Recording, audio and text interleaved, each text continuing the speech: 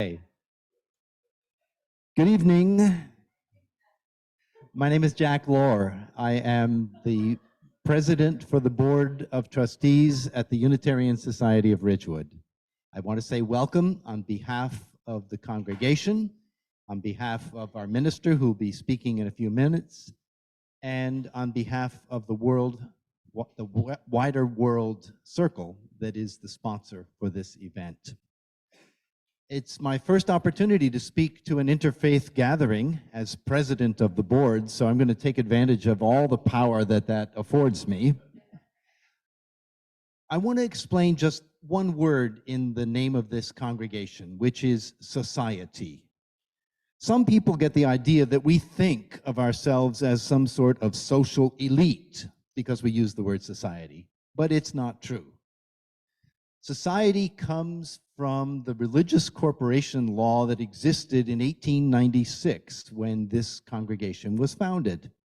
And as a religious society, we decided that was the best name to put in our title. We are not exclusive. We welcome people like me, people like everyone. No matter who you are, no matter where you are in your life's journey, no matter what your religious beliefs and history, no matter what your identity, gender, categories, well, you can make the list. LGBTQIA+, have I missed another category? Everyone is welcome here, and that's what the Unitarian Society of Ridgewood is about. Just don't call us a church, because a few people are really uncomfortable with that. So I'm not going to speak any longer. I told you, Reverend Sarah, I would say something about society. And it's so good to have an interfaith gathering to talk about this important topic. And I'll turn it over to Reverend Sarah. Hi, everyone. I'm Sarah. I just want to do like a very brief introduction to sort of set the stage for the film and for what we are going to do together tonight. So first, I'll echo Jack's thanks for coming. The film that we're watching tells the story of Martha and Wade Still Sharp, who were two Unitarians, a minister and his wife from Wellesley, Massachusetts, who spent 2 years going on missions to Europe to try to save Jews and political dissidents. In order to do that, they left behind their children, and they risked their lives, obviously. The couple are recognized as righteous among the nations at Yad Vashem. They're two of only 4 Americans who have that particular honor. So what we're going to sort of consider together tonight after we watch this film, a handful of things. We live in a time when political extremism feels far too close, and a time when anti-Semitism is on the rise. So understanding various aspects of the history of the Holocaust is vital. I don't know if any of you were able to be on Monday night at Dara Horn's talk. You can raise your hand if you were there, so a handful. So folks who were there will know, but folks who weren't there, Dara Horn was at the Holocaust Remembrance Service on this past Monday night and challenged us to think hard about how we teach about and learn about the Holocaust. She asked us to consider what it means to focus on heroes and resistors, the sort of rare folks. So as you watch tonight's film, I'm encouraging you to consider a couple of questions. First, what does it take to be a resistor, right? Or one of those rare heroes? And why are they rare? What damage do we do, if any, when we focus on the known heroes, in particular non-Jewish known heroes? What is the cost of that? And where should we be focusing when we consider this history? And what are we meant to take away from a narrative like this? What is the director and producers hoped for lesson for us? And what are we actually taking away when we've watched it? When the film is over, we're joined tonight by my colleagues, Rabbi David and Reverend Marc. They'll join me up here at this table. I'm going to pose some questions to them, and then we'll have a brief time for conversation afterwards. Thank you again for being with us. We're going to get started, and we're going to cut some light. Guy, you got the lights? Okay, perfect.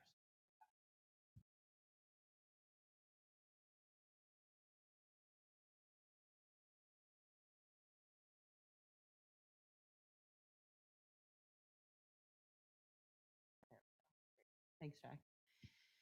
So I want to start. Let's take a second and take a deep breath. I don't know. I had trouble watching, so I don't know if other people need a minute to just take a breath in. I want to begin though with this question of the extraordinary, right? We heard the daughter say that they didn't view themselves as extraordinary. They did what they thought anybody would have done. And to sort of harken back to Dara Horn, this question of what it means to resist, what it means to be an upstander, whatever phrase you want to use for this kind of maybe not extraordinary, but certainly rare behavior. And I'd love for you both to just speak a little bit about where you think it is that folks gather the courage to do that kind of work. Where does that come from? What inspires some people to action and leaves others more complicit or complacent? Knowing that there's not a right answer. I'm just asking for what you think.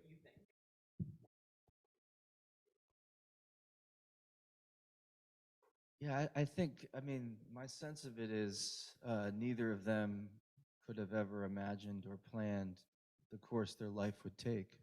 Sorry, I think neither of them, in my understanding, could have ever imagined or planned the course that their life would take. And there was a certain irony. They were told they have to go.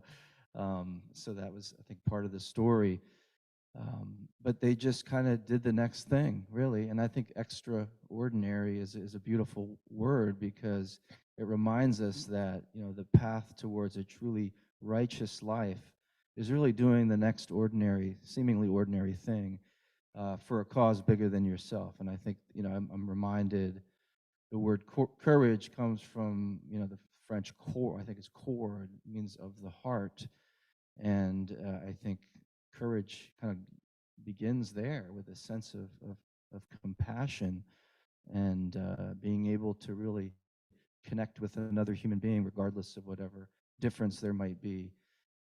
So it really, I think it starts there, and also a heart that's aligned with, you know, a sense of duty and responsibility, something bigger than oneself. A sense that, you know, I mean, the hard part for me as a father of two kids is just, you know, just the cost of that sacrifice, really, to follow that sense of call. Um, and obviously there was a lot of pain in that family, and I actually appreciate when you know, documentaries and movies, you know, bring that out. I think that was one of Dara's critiques, right? You have to show the whole thing, you know, as best as you can. So I think so that's what I would say. I think that answer your question or respond to your question. Not that we can answer it.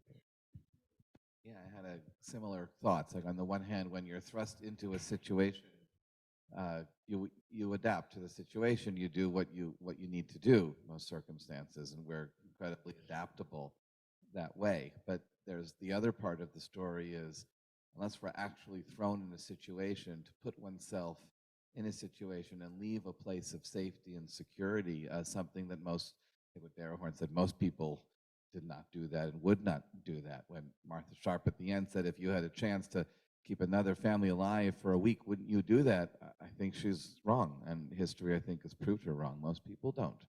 And that's the dark side of learning about upstanders, is that most people aren't. And they were extraordinary people, and continued to serve. And I think also I was thinking about um, Horn spoke about thinking about what the image of prophets are, of real biblical righteousness, and part of it involves a sacrifice, and that Moses was not a great father and husband. You know, so you know, he's the paragon of being a religious leader, because you do take sacrifices, and they both sacrifices, and their lives at the end involved pain, and broken marriage. Just as Barry and Fry also had a broken marriage, but in a sense also, I was thinking about what Dara Horn said, that for the people that went to do good, that year and a half, Europe was the greatest time of their lives, and those who fought in the war also, I mean, it's a traumatic experience, but it's also an extraordinary experience, and they reflected that as well, that it was the time that they were most alive, and that they were able to do their good works there, and the rest of their life is just a reflection and a commentary on that. on that one moment, and thank God they were there and able to help all the people that they could. So I think you raised a really interesting question that comes up for me and also comes up in the context of congregational life and just individual human life, which is this question of sacrifice, right? So when she at the end said, I'm going to get it wrong, but it was along the lines of like, if you could give a little bit to help a family survive for a week, wouldn't you do it? And I actually think a lot of folks would say yes to that, but where the line is on what you're willing to sacrifice, right? Like, are you willing to give a little bit of money to help someone? Are you willing to give a little bit of food? Are you willing to risk your children? Are you willing to risk your life? And I think that question, to varying degrees, is really alive for every single person, right? As we make calls to justice in our congregations, as we face different things in the world, each of us has to sort of ask that question of ourselves: what are we willing to give up? What are we willing to sacrifice? Mark, I think you pointed out something really important, which is this: like, they said yes once, right? And once you say yes once, with sort of an open heart, the things that happen afterwards kind of just happen in a certain sense, right? Like, once you agree to go, then that's going to unfold in a way that you can't have foreseen, right? So I want to take that question of sort of our individual assessments of what we're willing to do in the world, right? So in every age, I think we can acknowledge humanity faces its problems, right? It faces the potential for genocide even. It faces oppression, prejudice. All of that continues to be very alive in our world. What are we, in your words, what are we as individuals, and what are we as people of faith, parts of congregations, parts of communities, what are we called to do to confront what we see in the world, right? Perhaps it's not as overwhelming as 1939 Germany was, but what are the things that we can be doing when we identify the early stages of injustice, and how can we be acting? I'd say, first of all, that as Americans, I think we have to do, in my opinion, do what we can to make sure our doors are open for refugees and for people that are fleeing from persecution now from the Ukraine, elsewhere, that people whose homes are destroyed, whose lives are destroyed, and to make sure that they can come here, to make sure there are not legal and bureaucratic barriers, to make sure that they're given help and support when they're here. In America, we are so separated from so much in the world because of the distance. I spend time in Germany because I teach part-time at a seminary in Berlin. And when you in the main Berlin train station today, that's the largest train station in Europe, it's a huge Ukrainian flag and signs everywhere where to go for assistance, to help people find accommodations immediately as soon as they get off the train, and then help them figure out what to do. So we're 2 generations after World War II, but there's still suffering continues in our world, and it's very easy for us to say that's over there and it's not our problem. I think part of the lesson is that we're all in one human family, and we all have responsibility for each other, and that we need to identify with those who don't have, because those who had to leave, had to make those terrible decisions of separating themselves from their children, which any parent would do, right? If you could save your children, you would do that. But it depends on people able and willing to take people in. Yeah, just in the Judeo-Christian tradition, there's this understanding that we are blessed to be a blessing.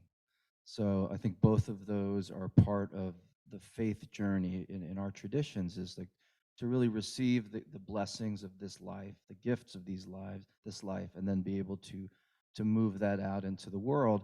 And one of the quotes that just came to my mind when you asked the question is, this Paula D'Arcy says, God comes disguised as our life. So what is it? What is the circumstances in your life and my life that kind of accessed that deeper part of you, that stirred something? So I think part of what I like to do in community is, go do that thing that moved you, that moves you out into the world to be, an advocate for change, or for a more gracious humanity, or whatever it is. I think, and then find other people of like-minded and similar heart orientations to work with in that work. And so I don't know that we ever get the luxury of sitting back and, okay, what am I going to do? I don't even know that we would do anything because we'd probably, the paralysis of analysis. We would see so many problems, we would be overwhelmed, right? But what's the one thing that cut through you? And it's often, it's something in our own experience, I loved, Martha Sharp, she gave the rest of her life for helping, Jewish refugees. I mean, that just, God came disguised as her life, and she went full on into that. And God, if we all did that somewhere, if there was something in our lives that moved us that way, and we were that available to that power greater than ourselves in terms of making the impact. I don't- So I'm like I have a whole bunch of things turning in my head because I think this question of like, okay, so something moves you and you answer that call and you push forward, but it's so easy, right, in our relatively privileged circumstances of being in America, isolated from a lot that goes on, being in, largely suburban New Jersey. There's a lot of the capacity to put our head in the sand it's really present, right? And the confronting of injustice every day can be exhausting. There's a privilege to being able to ignore it, obviously. But so like what becomes that move outward, right? That move that takes you from living the life that you have that's happy and good and pleasant. What what sustains that? What sustains being able to move outward and not hide and ignore, right? Because as Dara Horn pointed out, as we saw in here, like, so many people just did, right? I mean, America stayed away as long as it could, right? It's much easier in some ways to just ignore what's happening around you if it's not impacting you personally and directly. So how do you sustain a life of justice work, right? Especially when it comes at great cost. How do you get invested in something that doesn't daily impact you regularly? What are the things that each of you are that like cut through you and inspire you to do things out in the world beyond? Well, I think you're asking, a couple questions, I think, right? No, that's all right. I mean, being sustained in the work is, that is an important question as well. Is what kind of moves us into the work? I do think if our life is really about our tiny little ego, that's not going to last very long, right? So there has to be, I think, this connection to something bigger and to others. I can only imagine that the work sustains us, especially when we do it with others. And so I think that's in the case of the Sharps, it was the people that they worked with, some of whom they came to know, and others, were Mr. X, that sustains us. I do think, I'm a big believer in, the importance of,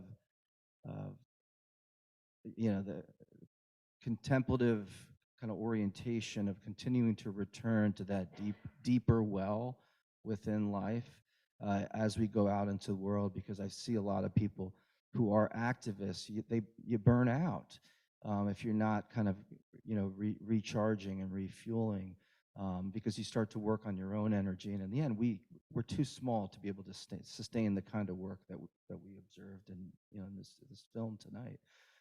So that balance of, and then also having others in which we can share the work, and I think is that's what what sustains, I think. Yeah, I think we think about the movie sort of ended with the U.S. Army as the cowboys on the horses almost, come in and save the day. They only saved the day when we were forced to join the war. We talk about the greatest generation. They worked great. They became the greatest generation after they were drafted, right? My grandparents both served in the U.S. Army and were very, very proud of it and had great meaning. But again, it was a choice that happened, right? So the question is when it's an optional choice, right, where we're not ordered to do something, will we go forward and do the right thing? And that's a greater challenge for us, right, in terms of finding how, move beyond complacency and doing something in our lives where we feel that we have made a difference. And it's not, sometimes we have to each have to find that path where we can where we can make that difference. But I think, as Mark, as you said, we find it in a community, in places like this, where we find others that agree on common causes, and we work together. The other thing I kept thinking of, in my tradition, Jesus says, "Be innocent as a dove and wise as a serpent." So what comes to my mind, and I was thinking of that in terms of when I think Waitstill was trying to lead the refugees through France into Spain, I believe, and he got that tip to get off at the stop or a couple stops before the border. And I was thinking, not only did he get him off the train, but then he had him scatter. And I'm like, that is so smart, right? And so what also comes to mind is having some wisdom and developing some skill in the work where you're making a difference. And, we all need to have some sense that we're making a difference. And I think that begins to feed when we start to see the impact. Again, that can hook the ego as well. But there's also a sense, too, that there's something good about developing the skill set to do the work. I know you mentioned upstanding. I mean, we try to train people in that, right? So there are skills to learn in the work, whatever the work is that we do. But we ought not to forget too that innocence or the purity of heart. That's I think also important, right? So the two together. So I want to ask, this is maybe a tricky one, but one of the things that Dara Horn talked about on Monday was about how they were saving the artists and the thinkers and she sort of leveled a little bit of a critique that they weren't saving sort of the prophets or the religious leaders, right? You can make an argument that in the 20th century, the artists and the painters and the thinkers were considered prophets, but it came up again for me in this film where there was a line about like the most important refugees to save. Did anyone else catch that line? And I was really struck by that and it was from Martha's journal, right? It was her words. But this question of who we choose to save, why it's not really a perfect question that I'm asking. I'm throwing to you the idea that I found that sort of like a little, I had a feeling about it. And that question of how you decide who to save, what cause to follow, however you want to sort of reflect on that question. You can take in the Dara Horn stuff as well, but just, did you have feelings like I did? Well, I thought that Martha Sharp sort of made up for that then when she saved children, right, who were not yet important, right? They hadn't yet, there were still children. And perhaps that's why that was so important for her, perhaps, and that is they were not distinguished at all. They're just children. And also especially that she was resistant to go back to Europe the second time, but then she stayed later and she brought and figured out a way to go home with bring a whole shipload of children home with her, which was extraordinary. Well, and the thing that I think we talked a little bit about this the other day, but imagine if we were as vigilant about rescuing the people who challenged our worldview, who challenged our perspectives. God, that would be mature, huh? If we recognize that one of the reasons we stay complacent is because we live in these bubbles, right? Where we aren't challenged on a daily basis and we don't have to see suffering in front of our eyes every single day.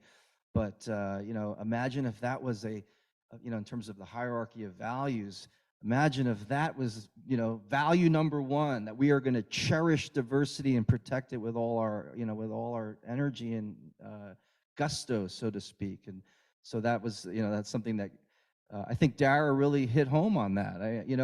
Would we be as committed to save I think she said the Eastern European Jewish prophet as we were with the, kind of Western European intellectual or poet?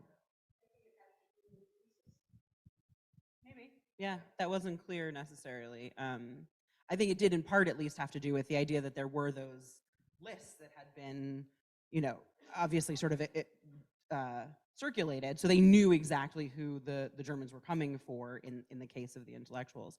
Before we open questions to the floor, is there anything anything else you want to say before we open?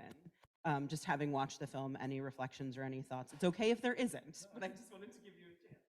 Well, I have a foster brother from Vietnam, and it was years before he shared the story of, I should say I was probably 10 years old when he came into our family. He was probably 15, but he said he was 12 to help him get here quicker.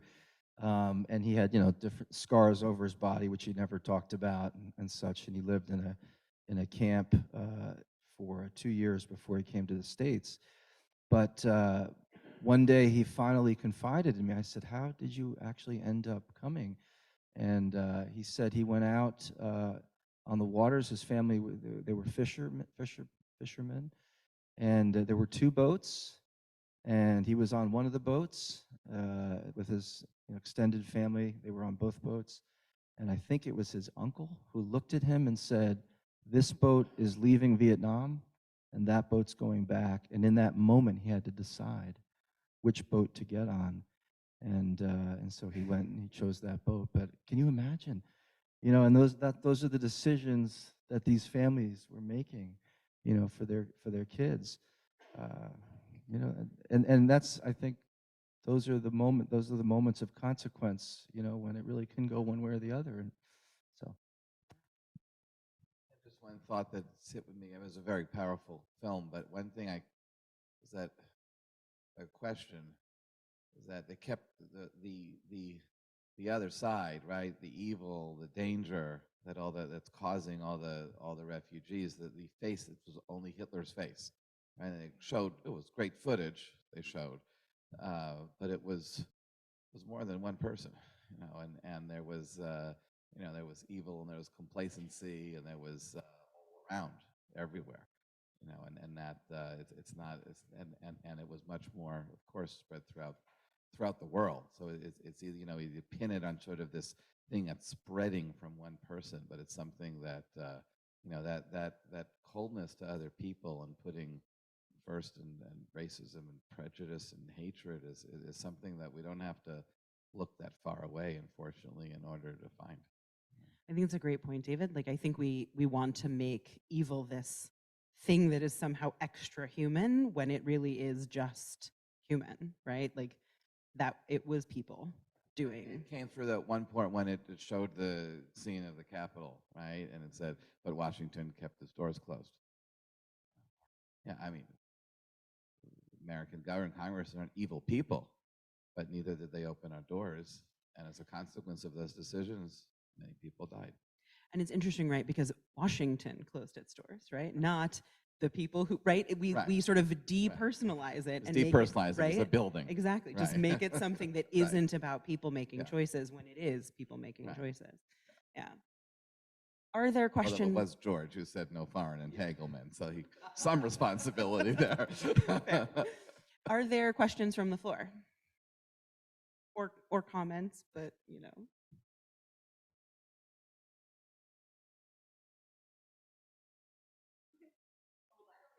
Yes, you do. You do. You need a mic.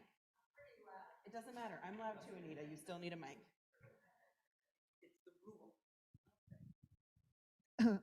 I have a question about understanding right now there's such division in our country. And I was wondering if the clergy up north have any interaction or discussion with the clergy from the south or the west in how they're reacting to this kind of division in our country.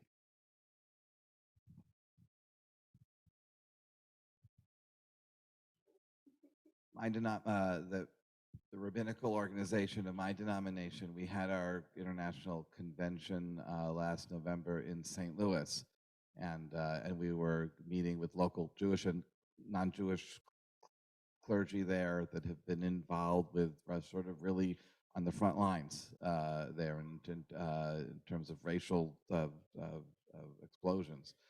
So there was a lot of serious discussions there from the different parts, and was very moving for us. Yeah. Yeah, I mean, within the Presbyterian structure, we do, we have, it's a national organization, so we do interface at least with other Presbyterians, and then there's lots of interfaith organizations that, in the country that draw upon people from, different, different parts of the country, so to speak. Yeah, and for Unitarian Universalists, I mean, we're a relatively small in number. So there's loads of ways that just regularly folks are connecting, whether it's, online in different groups or at, the national meetings. And there are, I mean, just recently, one of our congregations was getting, threats of violence and had to engage a security person. So there are lots of ways in which support and collegial conversation run sort of all across the country. And I would just say the heartbreaking thing is, we can all kind of be shaped by the same book and read it in such different ways.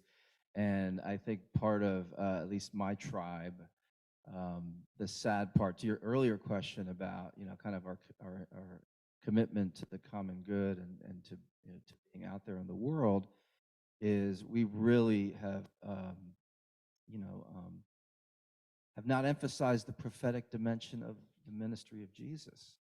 And so I think that is kind of a dividing line, at least in my Presbyterian Christian world.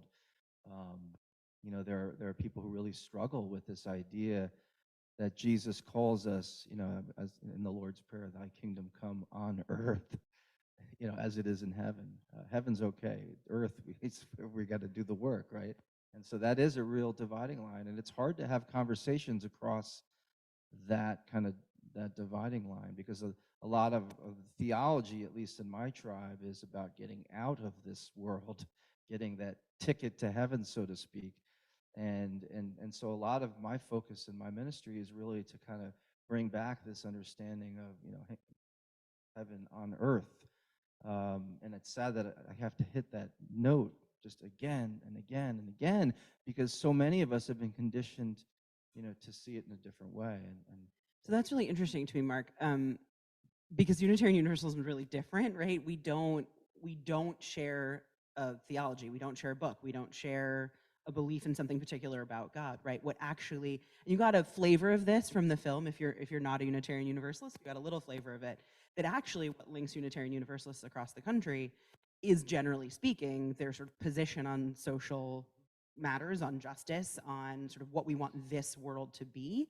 So it's interesting to think about how within your denomination, sharing the same scripture, potentially completely different readings of what that means for here and now, and how do you then activate justice across the entire denomination when it isn't necessarily, when positions aren't shared necessarily.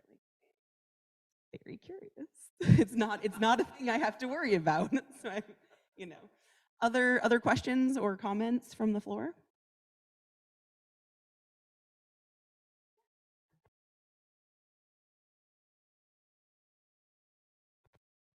Thank you. I just wanted to comment. I think it was something Reverend Mark said about how do you choose and how do you keep going in the work of justice, and it's something I've struggled with. And you really encapsulated it really well, of the thing that speaks to your heart and the place that that you just are drawn to, whether that's big program up here or small program down here. And for me, that's one of the things that kept me going, is the thing that speaks to me is the thing that I go after, because there's so much work. My son said that to me. I was struggling at the beginning of pandemic. I had this many fundraising solicitations, and I was like, what do I do? What do I do? And he said, it's all good, Mom. Just pick something. Just do something. And I thought that was really wise. Well, I think, was it St. Francis, apparently on his deathbed, he said, I have done what's mine to do, now you go and do what's yours to do. So what is yours to do, what's mine to do? I saw a hand back here, but I don't remember who it was. Ira? Hi. Yeah, I have just a bunch of comments, really. I worked with UUSC for a number of years, and there's a lot to the story of the Sharps that really sort of got swept under. And I think, Rabbi, you mentioned that they did save a lot of people who weren't that top 10 list. And that top 10 list were people who they knew were targeted. And so common people had more of a chance of possibly escaping. But the Sharps bribed diplomats all over, particularly in Scandinavia, where they were more apt to resist the Nazi onslaught, to get visas and passports and whatever paperwork they could to get people out. And particularly Martha's commitment to continue that work after the war was over and Whitestone was ready to come back to a more American lifestyle.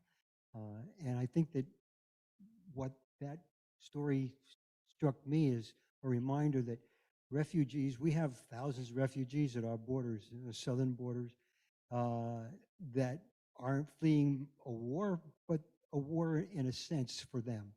And we need to be open to helping those people also. I had a good friend who was 12 years old when the revolution occurred in Cuba, and his parents couldn't get out. They were anti-communists, but they sent their son and daughter to children's camps in Florida. And at 13 years old, he left his parents and lived in I think it was a Jesuit-run camp in Florida for 2 years before his parents could leave Cuba. So these kinds of stories happen today, and we're immune to them or we don't hear them. And the idea that finding something that speaks to you is really important. And I find for me, there are some people in this congregation that continue to do this work and are devoted to it. And I'm always really impressed because I've sort of burned out on a lot of my initiatives. And it's important for us to keep that fire alive, if not in ourselves, but pass it on to next generations or whomever to keep the work going, because humanity is the issue for all our denominations. I think it's an interesting point about the bribery, because I was really struck by the moment when Martha was like, I kind of became hardened. Like in that moment, I like stopped being a sort of open, naive, right? And they both sort of talked about, Wade still had that recollection of like, I didn't owe anybody anything. I can't remember the exact phrasing, but it was like my ethics didn't beholden me to anybody, right? So like that point when the work that you're doing sort of overtakes what you thought you'd be capable of before you started, right? And like that turned, like, we're just gonna bribe, we're gonna do what it takes to do the higher good. It's just another moment I was struck by. I assume it's a quotation from him. He said, "It struck me that I felt I was beyond the pale of civilization," right? That he was responding to a higher ethic. Yes, yeah. It's interesting to consider if, I mean, I won't make people answer the question, but like if you've ever had a moment like that, where you were like, this decision is requiring me to go beyond what, right? Any other questions or comments? Or yeah, Frank. Oh, I'll go to Frank and then I'll come to Aurora.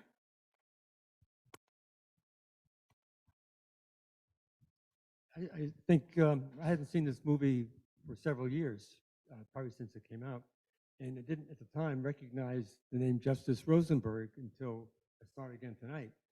The movie, since this came out, Rosenberg died in 2000. There was a big page obituary in the Times. We got the book right after that. He had written the book about his life in the resistance just a year before he died. He was a professor at Bard College for many years. It was an amazing story and well footnoted and lots of stuff on Varian Fry. Interestingly, he didn't mention the Sharps. He must have known. But it's an excellent story, history of the resistance.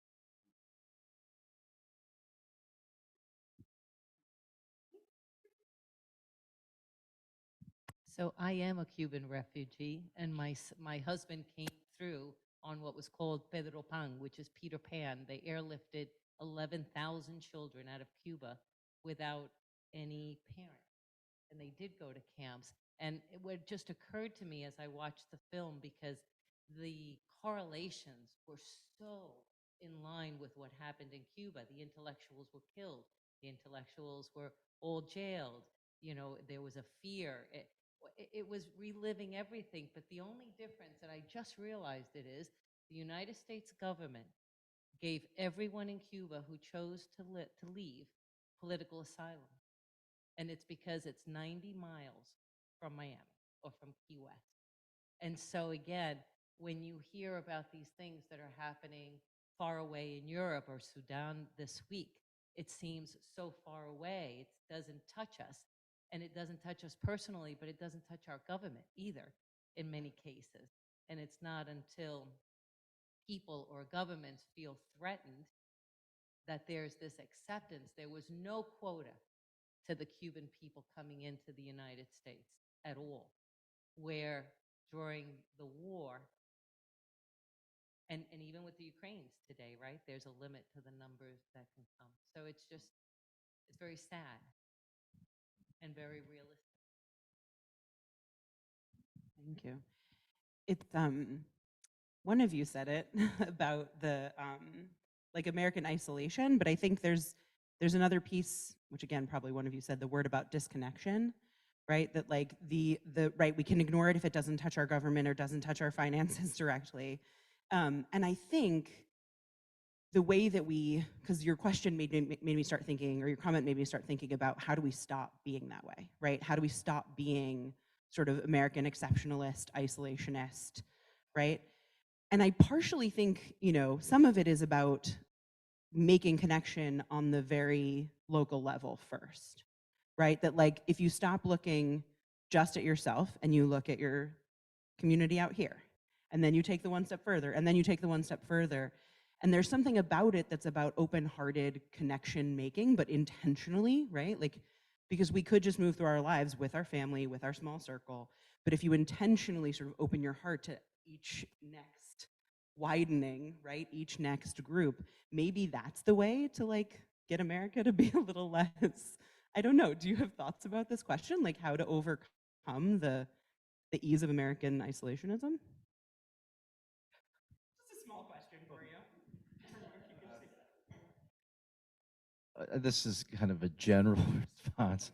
No, but I think we are all afraid of suffering, and yet without suffering, suffering has this way of cutting through, right? And so, like I think just as a parent, we want to protect our children, but we need to actually, obviously we need to protect them to a point, but we need to walk alongside them and be with them as they face the inevitable suffering, the inevitable, whatever brokenheartedness, pain, whatever it is, the kind of, the waking up to the reality of life, and so the thing that we fear, kind of the irony is the thing that we fear is what really does, in the end, can open its way into a more humble servant life, right?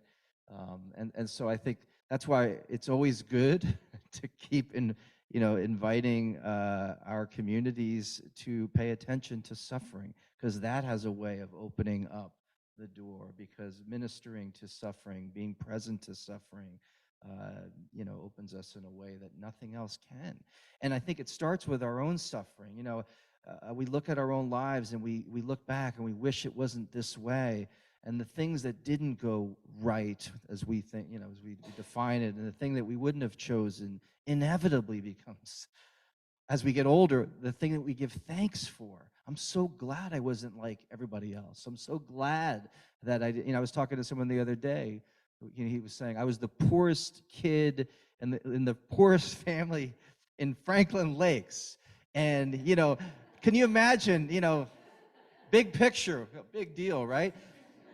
Little picture, it's taken this person a long time to look back and go, thank God I wasn't like everybody else, right? Because that got him on the journey sooner than it did, would have for somebody else. And I think we look back on our lives, it was something that didn't go right, that we wouldn't have chosen, right? That hopefully opened the door to a life of greater wisdom and humility, perhaps. I don't even remember what your question was, but...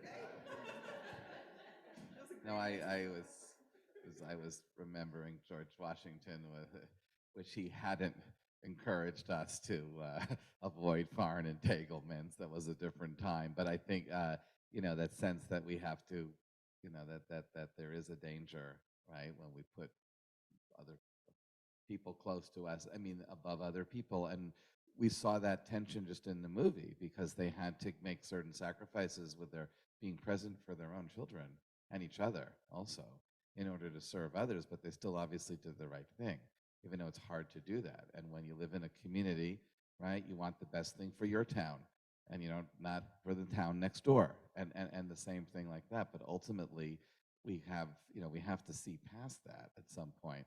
And there's a teaching in the Talmud, it says that the reason why the Bible has everyone descending from an original Adam and Eve is so that no one can claim that my ancestors are better than your ancestors. We all come from the same source.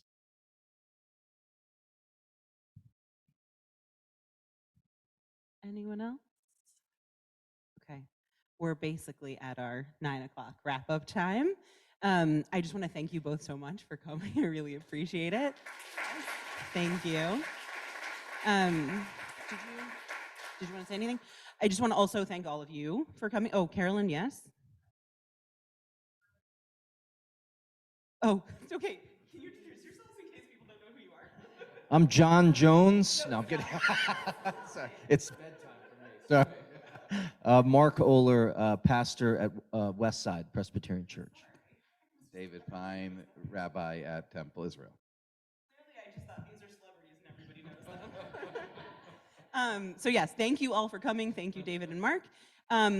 Just like a light heads up, after Monday's service, after tonight, we're having some thoughts and kicking around some ideas about how to follow these events up with some real sort of like actual practical, whether it's upstander training or something else. We're sort of talking through it.